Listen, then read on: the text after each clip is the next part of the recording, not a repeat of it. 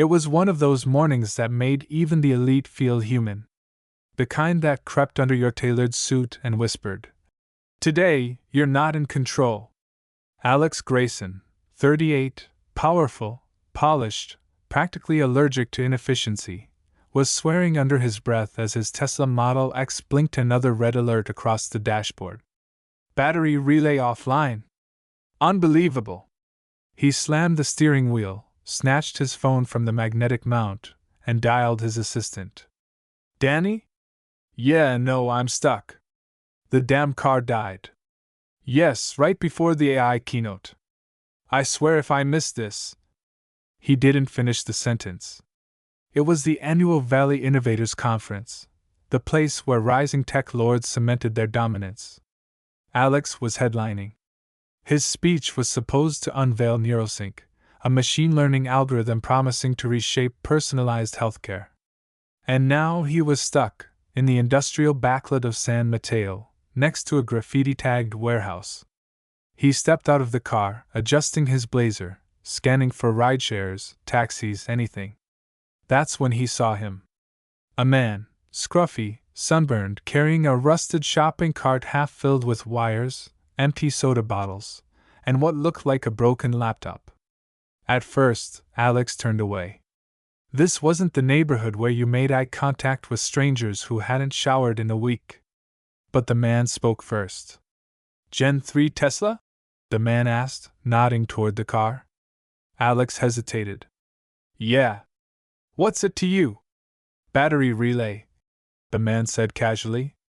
Design flaw. Happens in early Gen 3s when there's moisture in the junction. Alex squinted.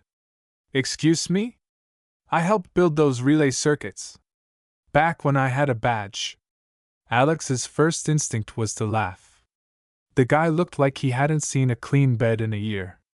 But something in his voice wasn't crazy. It was precise. Measured. Like someone who used to give TED Talks and now talked to himself in alleys. You want me to take a look? The man asked. I won't touch a thing. Just tell you if it's salvageable. Alex stared at him. Then at his car. Then at the red battery alert still blinking like a middle finger.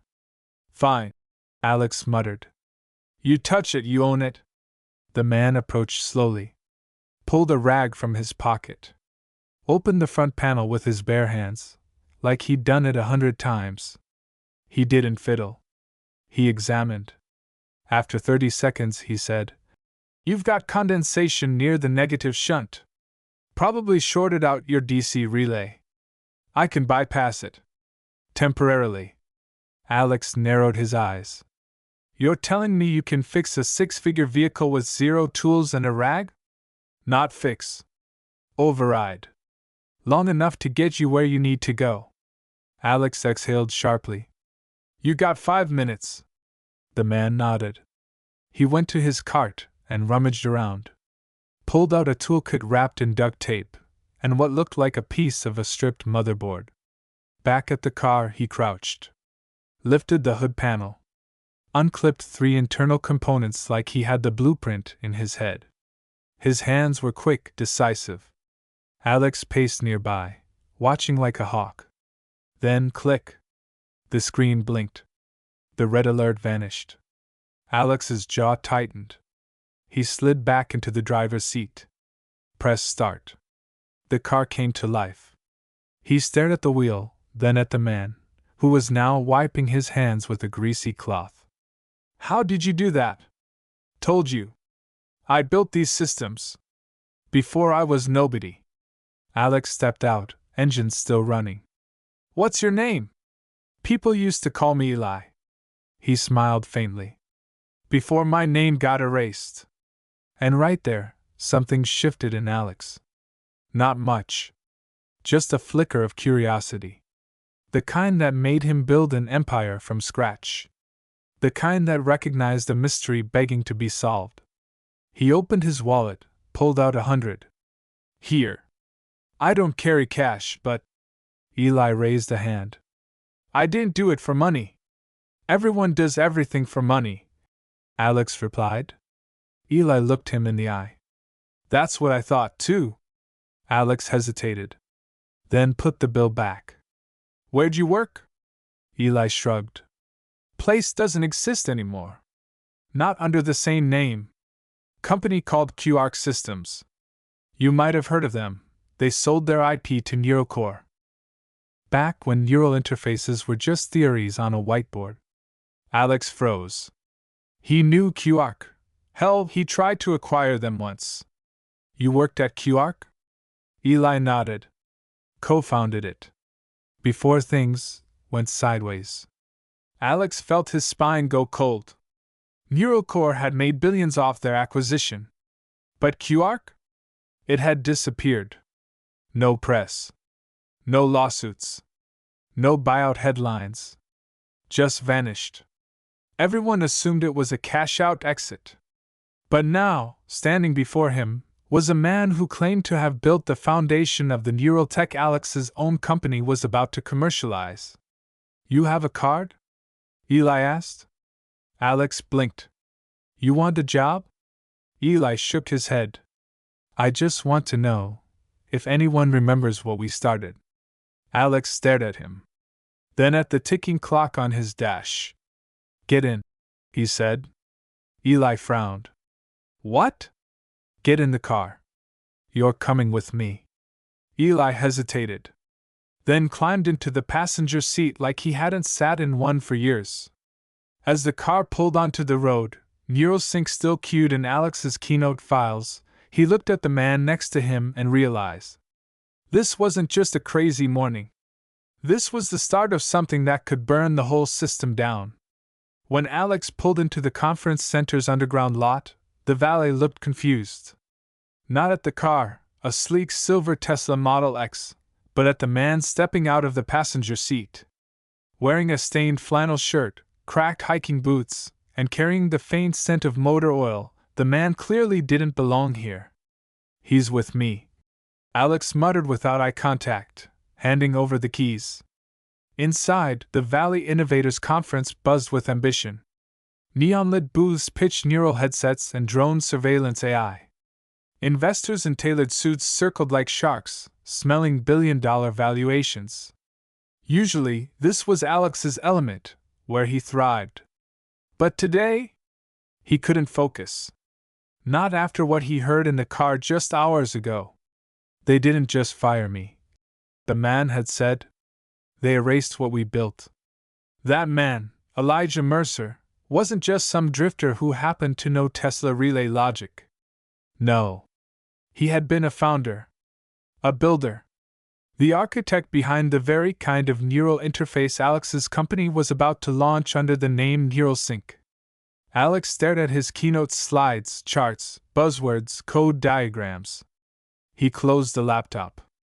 Back at his penthouse, the skyline glittered outside his window, but all he could think about was the look in Eli's eyes. Not anger. Not bitterness. Just exhaustion. Like someone who once had the world in his hands and then watched it dissolve. Alex poured bourbon over ice and made a call. The next morning, he met her in a coffee shop on Geary Street, Lana, an off-the-grid cybersecurity consultant with NSA roots. The kind of person who could find anyone, anything, buried beneath years of red tape. I need information, Alex said. On a company called QArc Systems. And a man named Elijah Mercer. She raised an eyebrow. Why? He's living in my guest room. 2 hours later, Lana called back. Elijah Mercer, she said. MIT dropout. Co-founded QArc in 2009. Filed patents on neural relay logic and low-voltage muscle interfaces. He wasn't just technical, he was visionary. Alex was silent. She continued, 2012. He was in a motorcycle accident. Hospitalized. During that time, his co-founders, Dale Reeves and Karen Zhou, filed internal paperwork removing him from control. Claimed financial negligence. The board signed off. Within a month, QArc was sold to NeuroCore. No press release. No buyout headlines. Just gone. like he never existed. Alex clenched his jaw. He remembered NeuroCore. He'd tried to buy them himself 5 years ago. The company was cold, litigious, and secretive. Their wearable bioskins were now everywhere: hospital wristbands, military exosuits, even Alex's own prototype, NeuroSync. He hung up, sat there, staring at the wall. That night, over eggs and toast, he finally asked Eli, "Why didn't you fight back?" Eli didn't blink. "I did. I hired lawyers. I yelled. Screamed. But when you're broken, and alone, nobody listens. And eventually, I stopped yelling." There was something quiet in his voice. Not defeat. Not rage. Just truth. The next day, Alex called an emergency board meeting. "I want an internal review," he said. "We need to audit NeuroSync's source code and patent trail. There may be legacy issues." "You want to stall launch over a maybe?" one of the directors snapped. But Alex pushed through. And when the forensic team brought back their findings, he felt the floor drop out from under him. NeuroSync wasn't just inspired by earlier tech. It was built directly on EchoSkin, the original system Eli had designed at QARC. The relay logic, the neural response patterns. Even entire blocks of source code had been copy-pasted. Buried under 6 layers of obfuscation and corporate shell companies was Eli's original design. Alex sat in silence, the documents spread across his desk. Everything his company stood on, the future he was about to sell the world, was built off stolen work from a man who was now sleeping on his couch. And it wasn't just theft. It was erasure. Karen Zhou, now the CTO of NeuroCore, was days away from being named in Forbes' 50 Most Powerful Women in Tech. Alex stared at her photo in the report. Smiling. Pristine. Untouchable. He called her. "You know who Elijah Mercer is?" There was a pause. "He's dead," she replied coldly. "No," Alex said. "He's eating breakfast in my kitchen." Another pause. Longer. Then her voice dropped. "If you make this public, if you put him in front of a camera, your company will never raise another dollar in this town." Alex didn't answer. Because deep down, he already knew. This wasn't just a story about betrayal. This was the start of a reckoning. And he had a choice to make: stay silent and keep his kingdom, or burn it all to the ground for the truth. The house was silent that morning. No phone calls. No staff. Just the faint hiss of the coffee machine and the slow clinking of silverware on ceramic. Eli sat at the kitchen table, quietly eating scrambled eggs like they were the first real food he'd had in weeks. He looked out of place, like a ghost seated in a stranger's memory. His clothes still smelled faintly of engine grease and rain. His hands were steady, but his eyes, those eyes had seen too much. Across from him, Alex watched in silence. His coffee had gone cold. On the table lay a laptop, open to internal files, development timelines, source code documentation. Everything NeuroSync was built on. The further Alex dug, the more undeniable it became. It was Eli's work. He took a breath. "You remember how it felt?" Eli said suddenly, his voice barely above a whisper. "When we got the feedback loop stable? I didn't sleep for 2 days. I just watched that damn graph spike and hold. It worked. We made it work. And for a moment, I thought we were changing everything." He paused, his fork hovering above the plate. "I never cared about money. Not really. I just wanted to make something that helped people walk again. Breathe easier. Live longer." Alex said nothing. He just closed the laptop and stood up. That day, he showed up to the office early. By noon, he'd called an emergency meeting with legal. "I want Elijah Mercer listed as a co-inventor on NeuroSync," Alex said flatly. The legal officer blinked. That's not possible. The IP has already been registered under CoreLogic Holdings. That chain leads back to NeuroCore. We don't technically own what's underneath NeuralSync. We lease it. Alex leaned forward. I don't care. Do it anyway. Alex, the lawyer said slowly.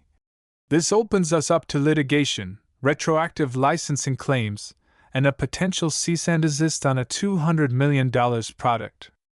I'm aware. Next, he emailed the board of directors. Subject: urgent, IP integrity disclosure. He laid it out, everything he had learned about Eli Quark, the erasure, the stolen code. He attached copies of the original logic trees and command sequences, identical to what powered NeuralSync today. Then he added one final line. If we go forward without addressing this, we're not innovators. We're thieves with a marketing budget. Silence followed. The kind of corporate silence that buzzes in your spine. The kind that says, you just crossed a line you can't uncross. 3 hours later, his CFO called. You're out of your mind, she said. Do you have any idea what NeuroCore is capable of? Yeah, Alex said. I've seen what they're capable of. That's the problem. The next morning, Forbes ran a profile on Karen Zhou, CTO of NeuroCore, calling her the visionary behind the Neuro Revolution. Alex stared at her photo. Polished. Powerful. Public. He picked up the phone. Karen, he said when she answered. We need to talk. There was a pause. Then a calm, measured response. If this is about Mercer, don't. You're stepping into a fight you can't win. He's alive, Alex said. And he remembers everything. Another pause. Then a chilling reply. If you drag his name into the spotlight, you'll be throwing your company into a legal meat grinder. And you won't win. Because we own the narrative. Alex's voice didn't flinch. Not anymore. He hung up. That night, he walked into Eli's room, guest room now converted into something warmer. Cleaner. Eli was sitting on the edge of the bed, scrolling through a cracked old phone. I want to tell your story, Alex said. Eli looked up slowly. Why? Because the world forgot you, Alex said. And I helped it forget. Even if I didn't know. Eli stared at him for a long time. Then said only 2 words. Then let's remind them. The storm didn't begin with thunder. It began with a press release. A simple headline posted on Alex Grayson's company site. NeuralSync technology rooted in original work by Elijah Mercer, former Quark engineer. We believe in truth. Even when it costs everything. The industry cracked. Tech blogs exploded. Reddit caught fire.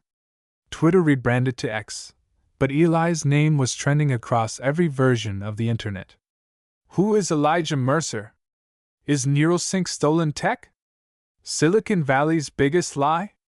By the time CNN requested an interview, Alex knew they had just hours before NeuroCore responded. And they did.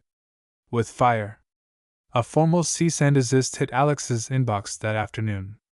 They accused him of breaching contractual silence, defaming their executive team, and compromising proprietary assets under NDAs signed years before.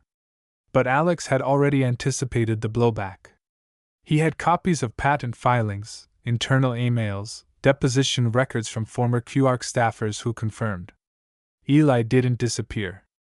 He was pushed out and buried. Still, the pressure was mounting. Investors were panicking. Stock prices trembled.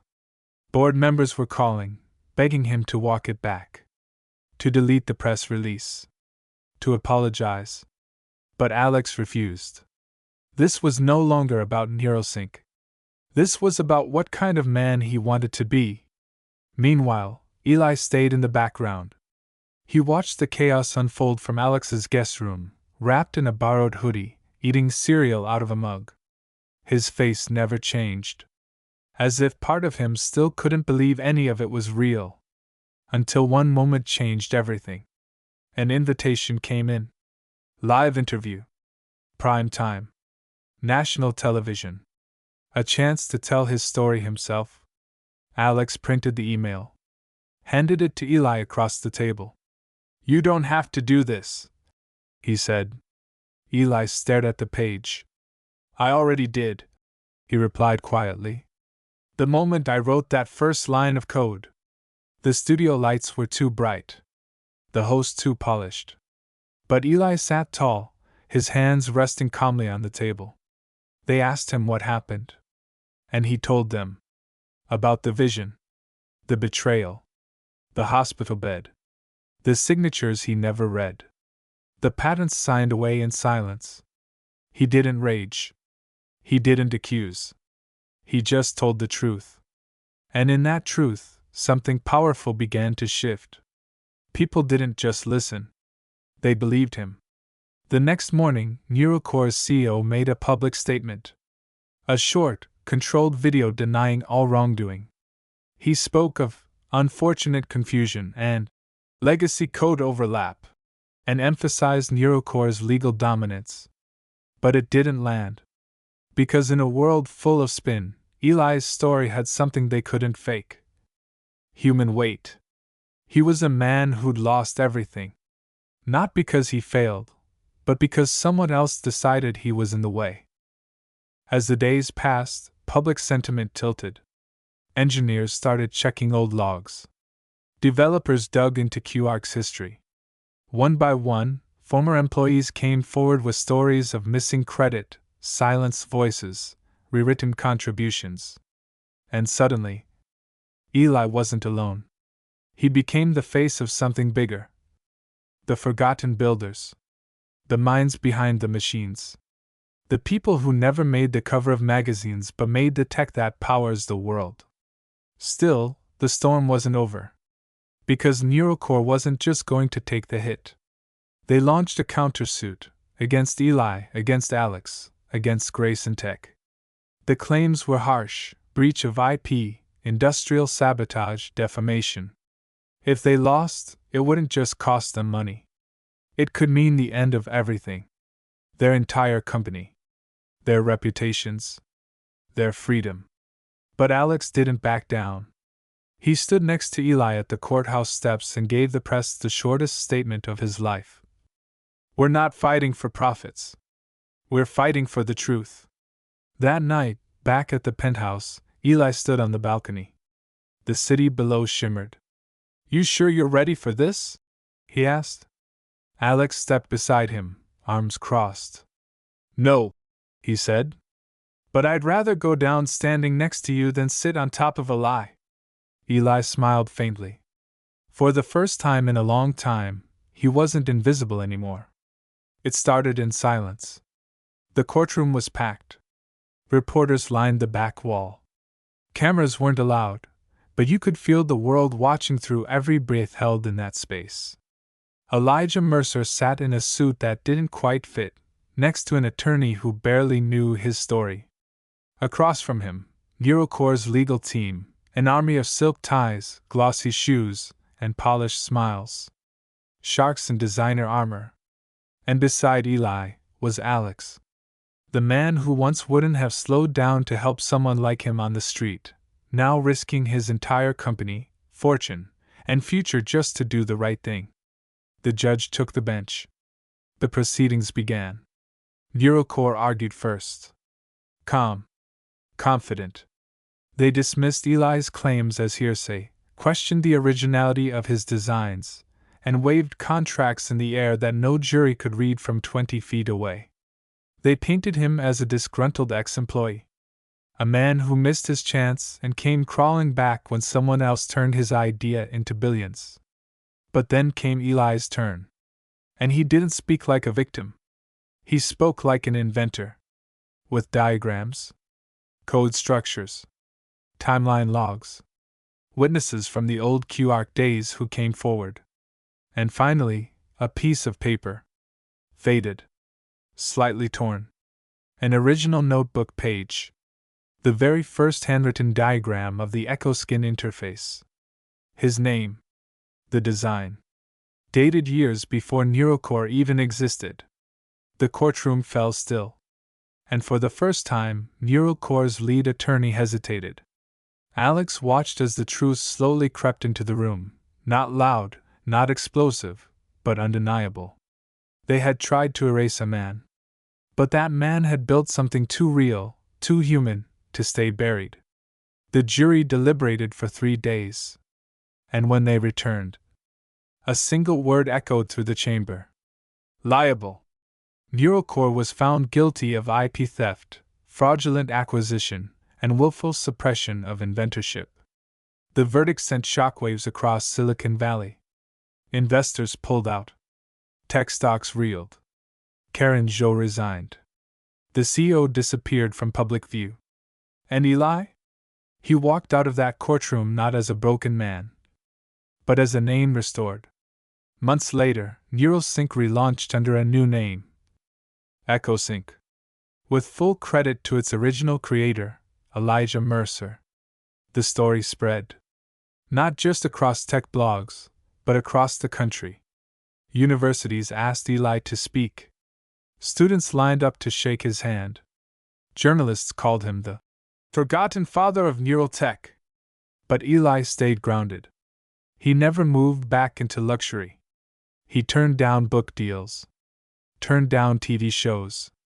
Instead, he built something different. A startup fund, not for the next billion-dollar app, but for inventors like him. Quiet minds. Working in basements, shelters, garages. People with no connections.